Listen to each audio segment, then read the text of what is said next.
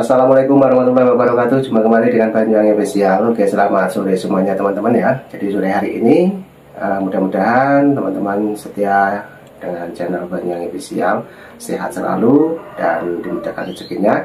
Amin. Dan mari kita lihat yaitu video tentang Bapak Bahlil, yaitu salah satu menteri dari Bapak Prabowo, yang dimana saat ini dibahas oleh Opung Marbella dengan candaan-candaan dan penjelasannya Opung Marbella. Oke, lanjut untuk videonya, kita play, let's go. Tahu ya, bakalan ada beberapa orang menteri di kabinet Bapak Prabowo yang akan di reshuffle. Kenapa terkejut? Kok terkejut? Emang menteri kalian?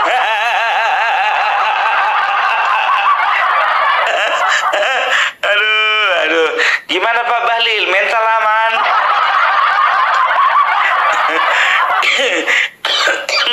Pak Bahlil ini menteri yang salah satu yang sedang disorot netizen ini. Gara-gara gas LPG 3 kg. Itu makanya Pak Bahlil, ya kan, jangan pernah membuat sebuah kebijakan yang tidak pro masyarakat. Ujung-ujungnya ditelepon Bapak Prabowo kan.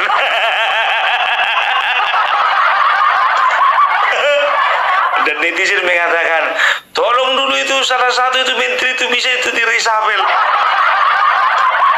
Langsunglah kau masuk daftar. Aduh, Pak Bahlil. Kok gitu kali Bung masuk daftar rupanya dia? Kan kalian yang bilang. Dari mana kau tahu Bung? Banyak kali pemberitaannya. Aduh. Jadi isu ini ya dibantah ya, isu reshuffle ini dibantah oleh Wakil Ketua Umum Partai Gerindra ya, Budi Jiwandono, mengatakan bahwasanya tidak ada isu reshuffle di dalam kabinet Bapak Prabowo. Tapi masalahnya Sekjen mengatakan bahwa isu itu ada. Mananya ini kok nggak sepaham kalian? Bapak Ahmad Muzani mengatakan bahwasanya menyikapi akan isu reshuffle ini, malah menyatakan bahwasanya beliau meminta kepada para menteri dari Gerindra supaya kerja lebih keras lagi. Artinya apa? Supaya jangan ada menteri dari Gerindra yang di reshuffle. Aduh, Sumi Dasko juga mengatakan seperti itu. Ya, bakalan ada isu reshuffle. Nah, kenapa Wakil Ketua Umum mengatakan tidak ada isu reshuffle? Tolonglah dulu Bapak-bapak, samakan dulu bahasa kalian, biar masyarakat jangan bingung. Terlebih lagi presiden kami jangan bingung. Cemana yang gue takut di bawah ini, gue nggak ada yang kompak. Ya kan? Capek lo Bapak Prabowo itu memikirkan masyarakat. Jangan memikirkan anggotanya, makin capek dibikin pikirannya. Tapi itulah, itu bukan perkara penting. Mungkin informasinya kurang nyampe. Aduh. Tapi isu reshuffle ini jujur aja gue bilang ya, ini sangat mengejutkan ya bagi menteri. Bukan bagi masyarakat. Malah kalau permintaan masyarakat, kalau bisa separuh di reshuffle itu. Permintaan masyarakat kan begitu. Nah, permintaan dari RT 16 wakil presidennya yang di reshuffle. Permintaan dari RW 24 presidennya yang di reshuffle. Maunya mereka Anies Baswedan lah yang jadi presiden. Paten kali Pak. Baru kali ini ada golongan yang kepingin presiden yang di reshuffle. Aku ingat kali apa kata-katanya si Dokter Tifa itu. Pak Refli Harun, bagaimana kira-kira itu Anies Baswedan? Saya optimis dia akan menggantikan Gibran menjadi wakil presiden. Dokter Tifa.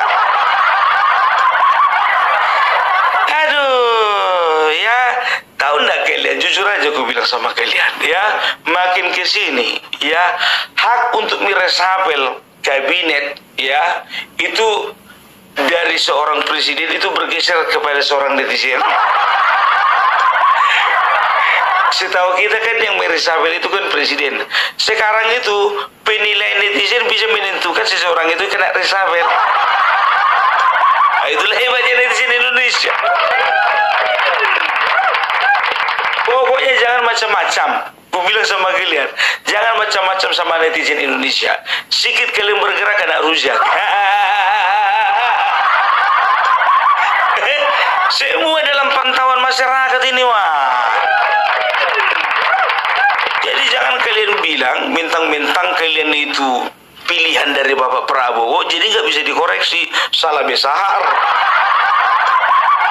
Justru kami masyarakat menginginkan yang membantu Bapak Prabowo adalah orang-orang terbaik. Mungkin saja waktu memimpin, memilih kalian Bapak Prabowo, ya mungkin salah pilih bisa saja. Kan begitu. Nah sekarang pada saat masa resapel ini ya kan begitu, kalau nanti memang diresapel, nah, itu artinya apa? Itu artinya rakyat turut serta di dalam membantu Bapak Prabowo dalam memilih orang-orang yang terbaik. Iya dong. Nah ya, jadi ya inilah hebatnya netizen ini, biar tahu kalian. Begitu ada isu resapel di media sosial, banyak kali yang membuat seperti ini. 5 menteri dengan rapuk merah di kabinet Bapak Prabowo. Udah ada keluar rapotnya, Mak. Ada lagi yang bilang 10 menteri dengan peringkat terendah. Kan begitu. Setelah itu ada itu entah survei, entah lembaga apa itu kan. Jadi melakukan sebuah survei, tapi nilainya itu biar tuh kalian minus semua. Ya kan, contoh ya, Natalius Pigai skornya itu minus 117. Ada pula skor minus. Ambil dari titik paling rendah 0 gitu lah. Minus. Nah, oke teman-teman. Jadi kali ini Opung membahas satu persatu ya, yang dimana kemarin juga penyebab dari LPG yang begitu viral ya. Oke, kali ini Opung juga sangat serius membahas tentang Bapak Menterinya, yaitu Bapak Bahlil. Oke, lanjut lagi kita tonton untuk Opung Parkera. Mana pernah contohnya dapat nilai, contohnya berapa nilaimu di sekolah tadi matematika? Dapat minus 8 aku.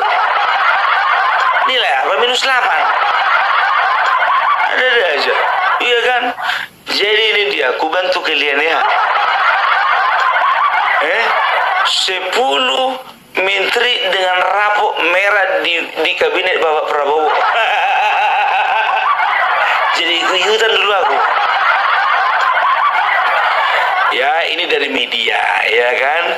Yang pertama itu, ya kan, betul tebakan kalian Menteri HAM.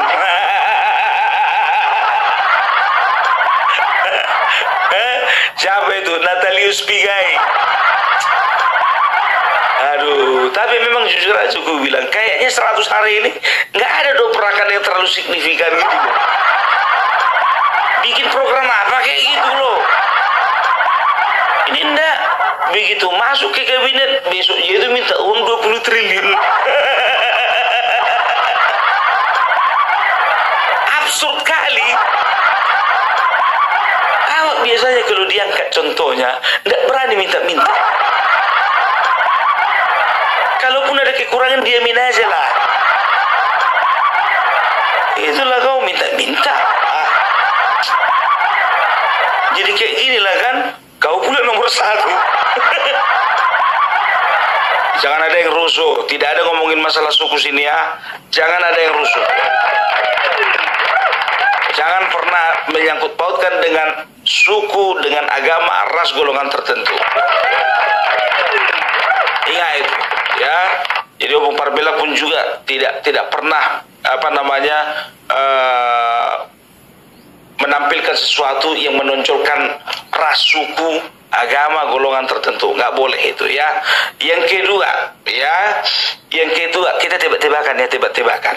Menteri Koperasi, siapakah itu? Budi Ari. Kok tahu kau? Ya Budi Ari lah. Ketua umum itu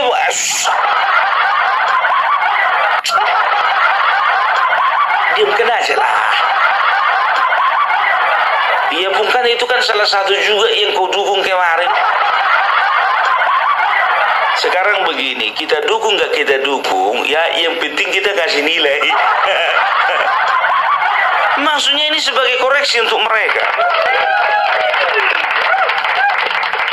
Budi Ari, Menteri Koperasi, ya sampai sekarang pun juga aku tengok belum ada program-programnya yang terlalu mencolok kan begitu.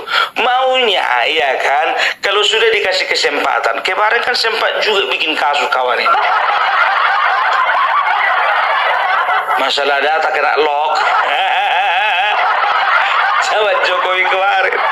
Aku pun heran, jujur aja aku bilang ya kan, kok nongol lagi kawan ini. Menteri Koperasi dibikin, nanti kena lot lagi ada orang yang minjem di koperasi, gimana itu? Aduh, tapi ini kita fair ya, kita objektif ya. Yang benar kita katakan benar, yang salah kita katakan salah.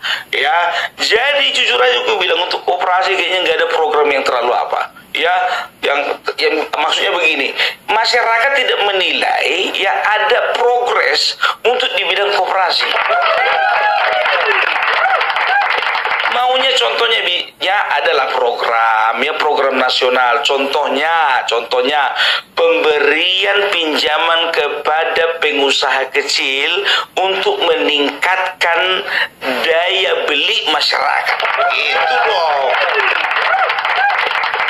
Jadi ini masyarakat yang punya usaha kecil ditolong bagaimana caranya mendapatkan kemudahan dalam mendapatkan pinjaman. Kan begitu. Supaya apa? Ini mendorong daya beli masyarakat. Karena daya beli masyarakat itu sekarang cenderung lemah. Cenderung lemah. Mau beli iPhone duit kurang. Mau ganti motor sama ibu mau duit kurang. Mau KPR rumah yang harganya 2 miliar duit kurang. Nggak itu ya. Itu dia ya. Nah, baru berikutnya ya. Berikutnya itu adalah Menteri Gas LPG.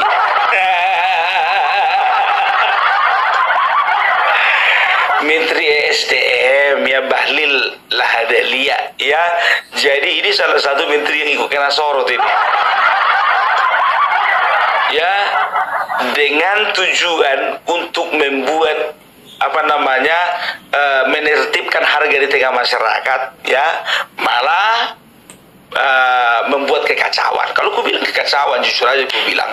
Makanya untung saja Bapak Prabowo sebagai presiden ya, beliau itu ya sigap langsung ditelepon si Bahlil. Woi Bahlil, sekarang pengecer-pengecer itu kau izinkan saja mereka itu untuk menjual gas LPG. Udahlah, lupakanlah itu masalah-masalah sub-pangkalan itu. Oke, baik bos, oke lah kalau kayak gitu. Ujung-ujungnya apa, pengecer alhamdulillah bisa jualan lagi. Itu jangan bikin kebijakan yang pertama, jangan pernah bikin kebijakan mendadakan gitu loh. Ada kebijakan, sosialisasikan dulu baru eksekusi. Ini enggak langsung kau eksekusi. Sosialisasi belum ada. Apa enggak terkejut yang penjual eceran di bawah? Tiba-tiba nggak bisa jualan aja. Ya, itu makanya gue bilang ya. Jadi untuk masalah gas ya, ini menjadi gorengan orang sebelah ini. Oke gas, sangat langka mau beli gas. Ngiri, goreng terus. Sedangkan majalah Tempe biar tahu kalian bikin hoax dia. Dibilangnya lah ada seorang nenek-nenek meninggal gara-gara antri beli gas. Heboh berita itu kan? Heboh berita itu. Jadi dari polsek setempat langsung melakukan cross check. Ternyata enggak. Beliau beli gas, tidak antri, pulang meninggal. Jadi bukan gara-gara antri beli gas meninggal. Majalah Tempe. Nanti kita angkat itu. Ya, itu dia. Jadi kalau nggak salah sekarang Bapak Menteri Bahlil ini ya agak was-was juga. Was-was lawak. Ya kan? Yang keempat ya, Menteri Raja Juli Antoni. Kena juga dia pun kena. Siapa yang masukkan daftar pun bukan aku. Media. Ya, jadi ini pun juga ya bisa dikatakan kurang bisa memberikan progres gitu loh ya. Jadi seperti apa sih yang harusnya dilakukan untuk melestarikan hutan, kan begitu. Apa sih yang dilakukan? Contohnya misalnya ya kita punya target ya reboisasi sekian juta hektar, contohnya begitu. Harus ada dobrakan seperti itu ya. Ya apalagi di tengah-tengah situasi di Indonesia ini banyak sekali hutan-hutan gundul, kan begitu. Atau misalnya ya masyarakat diberikan hak guna usaha untuk mengelola hutan tanpa merusak hutan. Nah, itulah penjelasannya Opung mengenai Bapak Bahlil tadi, yang dimana ini adalah menterinya Bapak Prabowo juga. Dan dimana lagi kalau kemarin sudah banyak di platform sebelah mengeluh masalah gas LPG. Oke, lanjut lagi. Opung berbilang, kita play. Let's go. Loh, apa maksudnya mengelola hutan tanpa merusak hutan? Bisa, Bu? Ya bisa, kenapa nggak bisa? Contoh hasil-hasil hutan seperti rotan-rotan itu ada di hutan ya.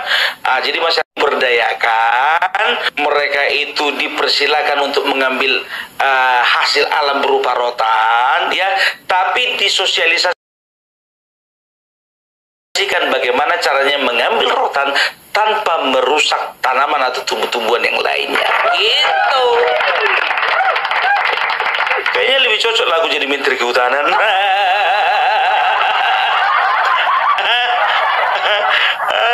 Itu dia ya. Baru yang kelima ya. Yang kelima ini Menteri Desa dan Daerah Tertinggal. Siapa itu? Ya kalau kalian nggak tahu namanya, sama aku juga nggak tahu namanya. Tapi kalau ku bilang orang yang kemarin pakai kop surat untuk urusan pribadi, ingat kalian kan? Pasti ingat. Namanya itu si Yandri Susanto. Iya, Yandri Susanto, gitu loh ya. Jadi ini pun juga ku tengok banyak kali kunjungannya. Kunjungan ke sana, kunjungan ke sana, kunjungan ke sana, kunjungan ke sana. Sekarang bukan kunjungannya itu yang penting, Bapak. Iya kan? Yang penting itu apa program unggulan yang bisa dilakukan di sebuah desa. Gitu, contohnya ya. Harusnya Menteri Desa ini memberikan target kepada desa, bukan hanya menerima dana 1 miliar tiap desa, tapi mereka harus dipaksa bisa ya menciptakan usaha atau lapangan kerja bagi penduduk mereka sendiri. Oh, kita kan udah ada BUMD, Pung. Iya betul BUMD, tapi bagaimana kira-kira? Apakah desa ya mampu tidak menciptakan lapangan kerja bagi penduduk mereka sendiri, sehingga desa tidak lagi ditinggalkan oleh penduduknya ya? Oleh karena apa? Oleh karena penduduknya lebih tertarik untuk melakukan urbanisasi ke daerah perkotaan. Harus dipikirkan ini begitu loh. Kalau misalnya daerahnya ada potensi wisata, ya kasih target, ya harus berkembang dalam menerima menerima pendapatan asli dari desa, ya, dari sektor pariwisata, kan begitu. Misalnya kalau desanya itu adalah daerah industri, daerah tambang, daerah ini, daerah pertanian, daerah lain, harus ada gitu loh. Ini jadi lebih cocok aku menteri desa. Ya, itu dia. Cocok kalian rasa? Iya kan, cocok kan? Cocok lah. Itu baru 5 menteri itu. Kita masuk lagi menteri ke-6. Berapa orang rupanya di Resapel pun? Ini kan penilaian netizen. Tenang aja kalian dengarkan situ. Ya, penilaian netizen lagi. Ya, yang ke-6. Siapa itu? Menteri Koordinator Pangan, Zulkifli Hasan. Aku pun bingung media ini, ya kan? Kok berani-beraninya masukkan ketua umum PAN? Lagi menurutku juga nggak ada yang salah sih. Cuman mungkin kurang progresif gitu loh, ya. Artinya apa? Artinya bisa dikatakan ya mungkin ya ada beberapa daerah ya mungkin harga barang-barang yang ada di sana itu tidak sama dengan daerah lain. Karena apa? Karena distribusi barang itu mungkin ke sana itu susah, oleh karena mungkin transportasi, kan begitu. Aku nggak tahu, tak kenapa bisa masuk Zulkifli Hasan ke sini. Kayaknya nggak ada dasarnya lah. Nggak tahu netizen ini, cuman gara-gara masalah harga gas berbeda-beda di satu tempat ke tempat yang lain, jadi dimasukkan namanya Menteri Perdagangan ini. Iya kan? Di tempat sini 22.000, di sebelah sana 25.000 gas, sana 27.000, di sebelah sana 50.000. Loh iya betul lah, kalau bisa semuanya harganya sama. Justru itu makanya ya mungkin netizen menilai seperti itu. Ya jadi mananya ini Menteri Perdagangan, kan begitu. Ya, next ke-7. Kepala Badan Percepatan Pengentasan Kemiskinan. Siapa itu?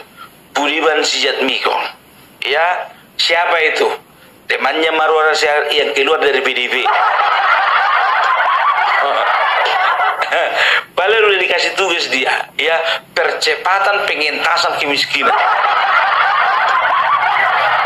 Ini pun juga program yang disosialisasikan sama masyarakat juga enggak. Jadi gini loh, aku minta sama kalian kementerian itu, ya, coba bikin dulu program-program unggulan dari kalian. Yang kami ya supaya dan juga sosialisasikan supaya kami tahu, oh Kementerian Kelautan dan Perikanan targetnya ini, kan begitu. Kementeri BUMN targetnya ini, ya, Menteri Koordinator Bidang Pangan targetnya ini. Jadi tahu masyarakat gitu, arahnya kemana jelas. Nah itulah teman-teman ya. Jadi Opung Marbella bukannya bercanda saja, namun memberikan penjelasan yang sangat positif bagi kita teman-teman ya, yaitu tentang keterangan mengenai menteri-menteri yang saat ini menjabat di kabinetnya Bapak Prabowo teman-teman ya. Oke, lanjut lagi Opung Marbella, mungkin ada penambahan keterangan mengenai menteri-menteri ya. Oke, lanjut kita tonton. Jadi ini diciptakan sebuah badan, Kepala Badan Percepatan Pengentasan Kemiskinan. Kalau nama itu hebat lah, jago gitu loh. Tapi sekarang begini, masyarakat pun juga kepingin tahu juga ini fungsinya apa. Iya kan, pengentasan kemiskinan kan itu berbicara tentang ekonomi, kan begitu. Maunya kalian juga bersinergi dengan beberapa kementerian. Apa yang mau kalian lakukan untuk mempercepat pengentasan kemiskinan ini, ya? Dan juga ini sebetulnya ini kepala badan ini tugas paling berat loh. Karena apa? Karena berbicara harus ada target. Kalau tingkat kemiskinan kemarin di Indonesia katakanlah misalnya sekitar 14%, harus bisa ditekan untuk tahun ini contohnya katakanlah ya harus bisa ditekan menjadi 12% atau 13,8%, harus begitu. Baru yang ke-8, Menteri Pemuda dan Olahraga. Waktu zaman Jokowi pun juga gak pernah, jarang nampak ini. Maksudnya bukan jarang nampak orangnya, jarang nampak karyanya. Padahal dia dari golongan karya, tapi kok minim karya. Prestasi memang bagi seorang Aryo Bimo ya menjadi salah seorang menteri termuda. Betul, bangga kami. Tapi tunjukkan juga dong karyanya. Menteri Pemuda dan Olahraga, coba bayangkan kalian. Ya apa yang mau kalian bikin untuk pemuda? Ya contohnya ya kalian itu punya target, punya program unggulan. Bagaimana membuat pemuda bangsa Indonesia ini lebih Pancasilais dan produktif. Jangan cuma jagonya teori tentang Pancasila tapi nggak produktif gitu loh ya. Setelah itu apa? Ya bagian olahraga. Apa yang mau kalian targetkan dan apa visi misi? Harus ada yang kalian sosialisasikan, tapi jangan kebanyakan visi misi. Gak perlu sama kami visi misi. Yang penting ada target kerja kalian seperti apa. Itu yang kami butuhkan. Ini enggak dari kemarin-kemarin. Gak tahu kami entah apa yang jadi program unggulan dari Kementerian Pemuda dan Olahraga. Makanya main-main kobung ke kementerian. Enggak begitu jawaban kalian. Justru sekarang oleh karena terbukanya media, kalian harus sosialisasikan. Jadi supaya kami rakyat, masyarakat tahu, oh ternyata kita punya target, ya target di bidang olahraga. Contohnya begini, ya target di bidang olahraga dan pemuda dan olahraga, ya mereka itu bisa memberikan kesejahteraan yang cukup bagi atlet, sehingga tidak lagi ada pengalaman seperti atlet-atlet sebelumnya, ya kan, pensiun jadi security. Pensiun jadi atlet, jadi tukang pos. Pensiun jadi atlet, jadi tukang, jadi apa namanya, ojek online. Kan begitu. Padahal harusnya mereka pensiun-pensiun itu dibikin sebuah diberdayakan lagi untuk apa? Supaya mereka itu bisa memberikan semangat kepada pemuda-pemudi dan juga kepada anak-anak, ya, semangat untuk menjadi atlet yang berkualitas. Kan begitu. Kalau misalnya atlet-atlet kita berkualitas, bertanding contohnya ke Olimpiade, bertanding contohnya ke event-event internasional contohnya, bukan cuma kebanggaan yang kita dapatkan, kita juga diperhitungkan sebagai negara yang juga maju di dalam bidang olahraga. Sekali lagi, kayaknya Bung Parbila lebih cocok jadi menteri olahraga. Itu dia, ya. Selanjutnya ya, Menteri Koordinator Bidang Hukum, HAM, Imigrasi dan Pemasyarakatan, ya, Yusril Iza Mahendra. Kalau ini sih kayaknya aku kurang setuju ini. Kalau dimasukkan daftar itu ya, karena kalau ku tengok makin kesini makin bagus kok. Ini media yang ku kritisi sekarang ini. Gitu loh, ya penegakan hukum kan sekarang begini. Kalau bicara tentang penegakan hukum, ya ini nggak akan ada habis-habisnya ini. Cuman Mahfud MD lah Menko Polhukam yang mengomentari negatif kepemimpinannya diri sendiri. Yang mengomentari penegakan hukum di masa kepemimpinannya nggak beres. Dia sendiri mengakui itu, biar tahu kalian. Aduh, Itu dia ya. Baru berikutnya yang terakhir, Menteri Kebudayaan Fadlizon ya.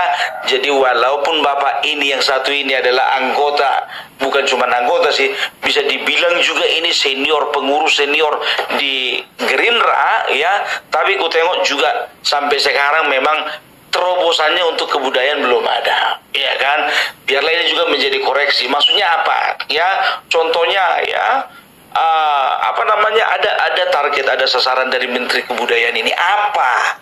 Kan begitu ya. Jadi contohnya harus ada pendidikan kebudayaan ya di masing-masing daerah. Contoh di tempatku sendiri, di kampungku sendiri ya, kebudayaan itu sudah mulai tergerus dengan zaman. Oleh karena apa? Pendidikan tentang kebudayaan itu sudah minim. Di kampung kami, jujur aja aku bilang sama kalian ya, itu jangan heran kalian kalau di kampung kami lagi ya, contohnya di daerah Toba, di daerah Tarutung, itu anak-anak udah gak ada lagi yang mau bahasa Batak, betul. Udah pakai bahasa Indonesia semuanya. Bukannya bilang apa, kadang-kadang lu gue. Ini hal sederhana kalau ku bilang sama kalian ya. Sedangkan aku jujur aja sebagai orang Batak, kepengen kalian aku mempelajari bagaimana budaya Jawa, bagaimana budaya Sunda, bagaimana budaya Minang, bagaimana budaya Aceh, bagaimana budaya Papua. Begitu ya. Dan juga contohnya lagi misalnya ya, contoh dari Papua misalnya, ada guru kebudayaan di sana, guru seni dan budaya di Papua ya, bikin pertukaran guru seni dan budaya dari Papua ke Sumatera Utara ke Papua. Karena contohnya kami, jujur saja, kalau lewat internet katanya kurang enak gitu, kurang seret. Tapi kalau ada contohnya, misalnya ada delegasi dari Papua ya, dikirim guru seni dan budaya, kita bisa belajar dengan leluasa dan juga lebih detail gitu. Dan mereka pun juga bagaimana mereka bisa mengenal tortor bagaimana, ulos bagaimana, baru setelah itu syair-syair dalam bahasa Batak bagaimana. Kan begitu, harusnya seperti itu Bapak. Jelas. Jadi inilah 10 menteri dengan rapot paling merah. Menteri yang lainnya belum ketahuan karena belum ngambil rapot.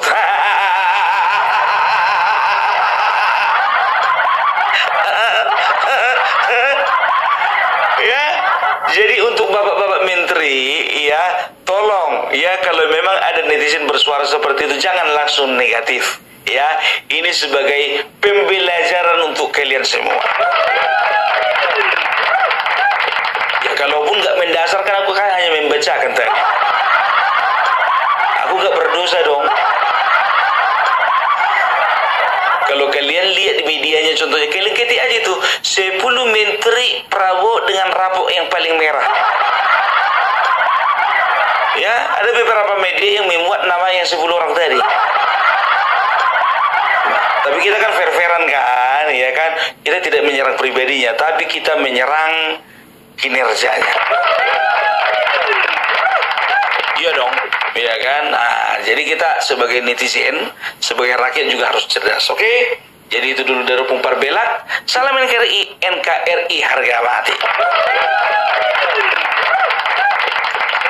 Oke, bagus sekali Opung Parbelak, dan penjelasannya wah sangat keren kali, dari nomor 1 sampai nomor 10 menteri, dan komplit dengan penjelasan mengenai jabatannya. Nah, oke teman-teman, dan mungkin juga teman-teman punya saran dan kritik mengenai keterangan dari Opung Parbelak yang baru saja kita simak untuk videonya ya. Mungkin mau berkomentar, silahkan tulis di kolom komentar saya. Oke, jadi cukup itu dulu. Nanti juga ada video lagi teman-teman ya. Jangan lupa tetap di Banyang EPC ya. Oke, terima kasih. Salam buat keluarga. Sehat selalu. Assalamualaikum warahmatullahi wabarakatuh. Sampai jumpa. Thank you.